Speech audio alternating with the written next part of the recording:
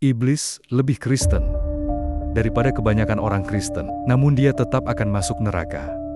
Dia tahu Alkitab, dia mengutipnya kepada Yesus di padang gurun. Dia tinggal di surga, dia menyembah di hadapan takhta. Dia menyaksikan Yesus disalib. Dia melihat lebih banyak tentang Tuhan daripada saya dan kamu. Saya pernah mengatakan itu untuk mengatakan bahwa tidak semua orang Kristen akan masuk surga. Walaupun saya selalu melihat orang-orang yang membaca kitab suci setiap hari, yang pergi ke gereja lebih awal, setiap hari Minggu, setiap hari Sabtu, duduk beribadah. Tetapi mereka masih memiliki rasa iri di hati mereka. Mereka masih memperlakukan orang lain seperti sampah. Masih penuh dengan kesombongan, iri hati, ego, bahkan nafsu. Tapi mereka pikir hanya karena mereka pergi ke gereja pada hari Minggu, atau mereka membaca kitab suci, mereka baik dengan Tuhan.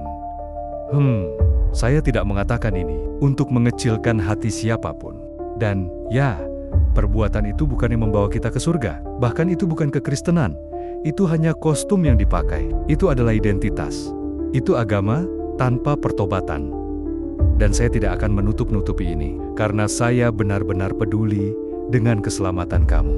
Efesus 2 ayat 8. Sebab oleh kasih karunia, kamu diselamatkan oleh iman. Jangan memutarbalikkan fakta bahwa kasih karunia melalui iman tidak berarti melakukan apapun yang kamu inginkan dan hanya meminta pengampunan. Kasih karunia sejati mengubahmu, itu benar-benar memperbarui hati.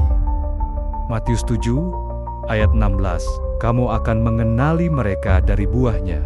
Untuk menyebut dirimu seorang Kristen, kamu harus menghasilkan buah. Dan biarlah ini menjadi peringatan, karena kamu harus memilih orang-orang untuk menjadi teman hidupmu dalam kehidupanmu. Bukan hanya karena terpengaruh seseorang yang mengatakan mereka mencintai Tuhan, atau hanya karena mereka tampak membaca Alkitab, atau seringkali berdoa. Berarti mereka bukan berasal dari Tuhan. Kasih karunia bukanlah masa lalu untuk dijalani sesuai keinginanmu. Kasih karunia adalah kekuatan untuk menjalani hidup yang sebelumnya tidak bisa kamu lakukan.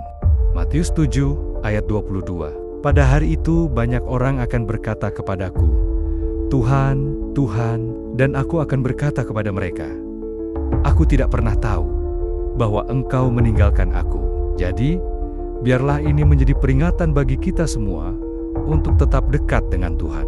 Karena kalau aku jujur, kalau aku pergi sekarang, mungkin aku akan berakhir di api neraka. Mari kita mulai menghasilkan buah.